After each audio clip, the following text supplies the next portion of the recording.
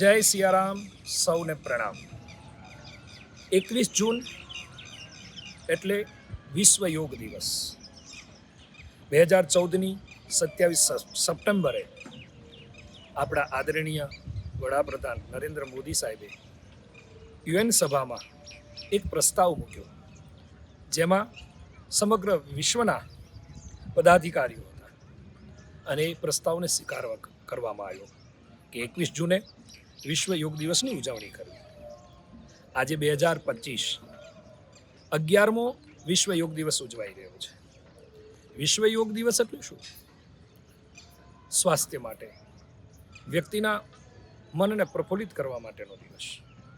આમ તો નિત્ય યોગા કરવા જોઈએ, નિત્ય કસરત કરવી જોઈએ, પરંતુ વિશ્વ યોગ દિવસ ઉજવણી કરી અને સમગ્ર વિશ્વને શરીર માધ્યમ ખલુ ધર્મ સાધન, શરીરનું સૌષ્ઠવ, શરીરનું શુદ્ધિ, શરીરનું એક બળ હશે તો વ્યક્તિ સારું જીવન જીવી શકશે.